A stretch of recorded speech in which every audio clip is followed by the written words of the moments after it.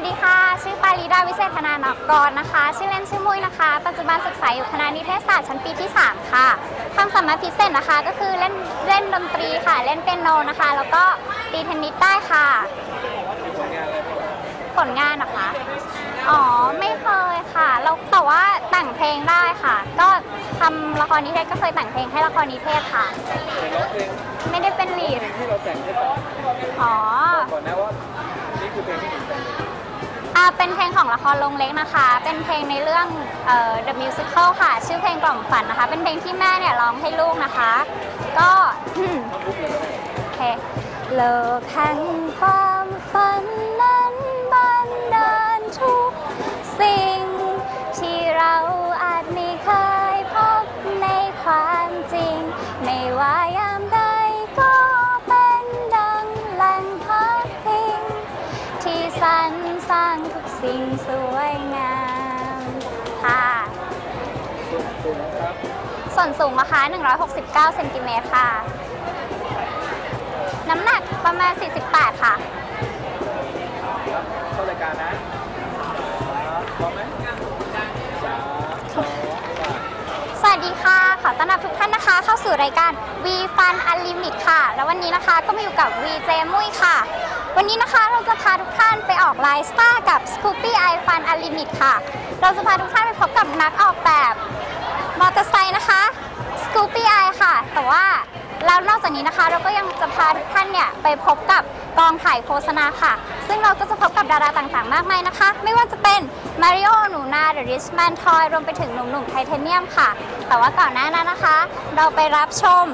วิดีโอนะคะจากหนึ่งในพรีเซนเตอร์ของ Scoopy I ค่ะซึ่งก็คือ The Richman Toy กับเพลง Odd Odd ได้เลยค่ะ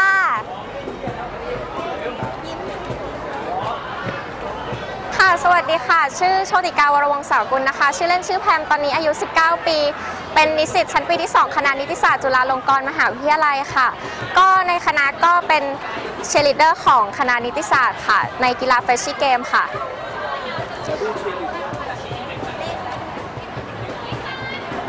กระดาษมาฝากพี่จูยืนตรงนั้นแหละไม่ต้องขยับตัวทำได้เต็มที่หรือว่าต้องขยับเดินจุฬาค่ะ1 2 3เดินจุฬาพร้อม3 4 1 2 3อ้าวเดินถัดลานิสิตมหาจุฬาลงกรณ์อ้าวเดินพร้อมหน้าเพื่อนำชัยมาจุฬาลงกรณ์ชัยโยจุฬาสถานศึกษาสง่าพนะใครจะยอมเยียจุฬาเราอย่ายอมค่ะสั้นๆขอบคุณค่ะก็ไม่มีค่ะตอนเด็กๆก็เคยไปถ่ายโฆษณานิดหน่อยอะค่ะเป็นของต่างประเทศอะค่ะเป็นนมโฆษณานมค่ะ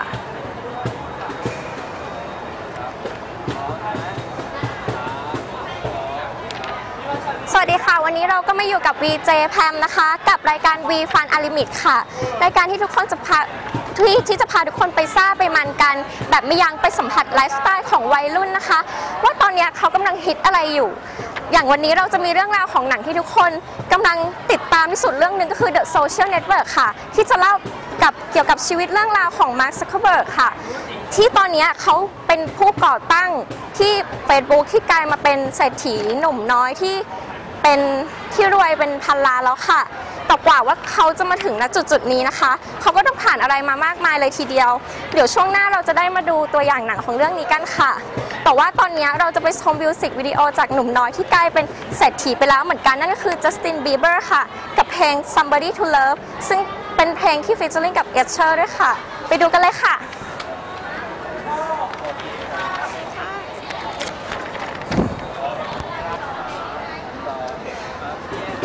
ครับสวัสดีครับชื่อสลันบุญยวรชัยชื่อเล่นชื่อโอ๊ตนะครับจบมัธยมศึกษาจากบดินทร์เดชาสิงหาเสนีครับตอนนี้กำลังศึกษาอยู่ที่คณะนิติศาสตร์จุฬาลงกรณ์ครับเล่นเป็นโนกับกีตาร์ครับผมอยากโชว์อะไรไหมเชียร์ลีดเดอร์เป็นประธานเป็นอะไรไม่มีเป็นเลยครับไม่ได้เป็นเลยครับผมโทษด้วยครับได้ครับไม่เป็นไรครับเราตั้งเข้ารายการนะครับ สวัสดีครับ ตอนนี้มาพบกับ VJ โอ๊ตใน Channel View Thailand Fun Unlimited เหมือนเดิมนะครับ เป็นรายการที่จะนำคุณผู้ชมทุกท่านเข้าสู่ไลฟ์สไตล์ของวัยรุ่นมาดูกันว่าวัยรุ่นเดี๋ยวนี้เขาใช้ชีวิตกันยังไงนะฮะ แล้ววันนี้เราจะมีตัวอย่างหนังอยู่เรื่องนึงก็คือ Social Network นะฮะที่จะถ่ายทอดเรื่องราวของมาร์ค ซักเกอร์เบิร์กที่เป็นผู้ก่อตั้ง Facebook ที่ผมเชื่อว่าทุกคนอย่างน้อยต้องมี Account 1 Account แน่นอนนะฮะว่าเขากว่าจะเดินทางมาถึงวันนี้เนี่ยผ่านอะไรมาบ้างนะครับแต่ก่อนที่จะไปชมตัวอย่างหนังกันผมจะขอพาทุกท่านเข้าไปชมมิวสิกวิดีโอของเศรษฐีหนุ่มอีกคนหนึ่งฮะคือจัสติน บีเบอร์กับเพลง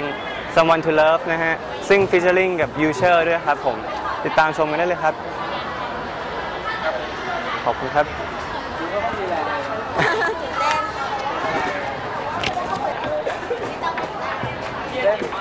ตื่นเต้นค่ะลืมหมดแล้วค่ะที่ท่องมา เต้นดีกว่าเต้นก่อนแล้วกันเต้นก่อนแล้วค่อยแนะนำตัวเต้นเลย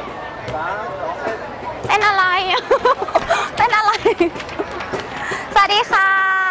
ชื่อพิมพ์ธัญพรพินิจเบญจพลนะคะ อายุ 20 ปี ตอนนี้เรียนอยู่ที่จุฬาลงกรณ์มหาวิทยาลัยค่ะ ปี 3 คณะนิเทศศาสตร์ค่ะ ความสามารถพิเศษร้องเล่นเต้นอะไรได้บ้าง เล่นดนตรีไทยค่ะ แต่แถวนี้มันไม่มี อยากโชว์อะไรเหมือนเพื่อนมากเพื่อนก็โชว์ โชว์อะไรอ่ะ เพื่อนโชว์อะไรไป ร้องเพลงเต้นเพลงไก่ย่างอะไรเงี้ยมีไหมที่ไม่เหมือนคนอื่น ไม่เป็น ไม่ได้เป็นลีดค่ะ ทุกภาษาต่างประเทศได้นะ อันยองฮาเซโยคำเดียว อะไรญี่ปุ่นก็ได้ญี่ปุ่นก็ได้ เดี๋ยวนิเทศค่ะ ปี 3 แล้ว ภาคประชาสัมพันธ์ พรีเซนต์มอเตอร์ไซค์คันนี้ขายของ ไหนดูสิ Honda Scoopy i พรีเซนต์ยังไงดีล่ะ รุ่นใหม่แล้วปะเนี่ยไม่รู้จักด้วย เท่าที่เห็นเนี่ยโอ้โหมีวีฟให้เดี๋ยวนี้เลยเนี่ยให้พรีเซนต์อย่างนี้เลย อ๋อ 3 2เอาเลย ค่ะ อย่างวันนี้นะคะเราก็มาพบกับมอเตอร์ไซค์รุ่นใหม่จาก Honda นะคะ ตอนนี้ชื่อรุ่น Scoopy i ค่ะ สีสันสดสวยนะคะ ดูจากสีที่ฉูดฉาดขนาดนี้แล้วเหมาะกับพวกวัยรุ่นเป็นอย่างมากค่ะ อย่างไร เนี่ยพรีเซนต์แค่นี้ หุยพี่นั่งสบายคันใหญ่นะ น่าจะเร็วด้วยอ่ะ ดูปลอดภัยมากจริงๆอ่ะ ต้องมาลองนะคะ โอเคมาได้ทำไมดูเป็นแม่ค้าขึ้นมาทันทีเลยอ่ะ เข้ารายการแล้วนะ3 2 สวัสดีค่ะ อยู่กับ VJ พิมพ์ในรายการ V Fun Unlimited นะคะ รายการที่จะพาทุกคนไปซ่าไปมันแบบไม่ยั้งไปสัมผัสไลฟ์สไตล์ของวัยรุ่นว่าตอนนี้เขากำลังคิดอะไรนะคะ อย่างวันนี้เนี่ยเราก็มีเรื่องราวของหนังที่ทุกคนอยากดูที่สุดในตอนนี้เลย ชื่อเรื่อง The Social Network เรื่องราวการก่อตั้ง Facebook ของ Mark Zuckerberg นะคะผู้ก่อตั้งที่กลายมาเป็นเศรษฐีอายุน้อยเศรษฐีพันล้านที่อายุน้อยที่สุดในตอนนี้แต่กว่าเขาจะผ่านมาถึงจุดนี้ได้เนี่ยก็ต้องผ่านอะไรมาเยอะเลยทีเดียวเดี๋ยวช่วงหน้าเนี่ยเราจะมาดูหนังตัวอย่างกันนะคะแต่ว่าตอนนี้เราจะไปชมมิวสิกวิดีโอจากนักร้องอายุน้อยที่เป็นเศรษฐีไปแล้วเหมือนกันจัสติน บีเบอร์นั่นเองนะคะกับเพลง Somebody to Love เพลงนี้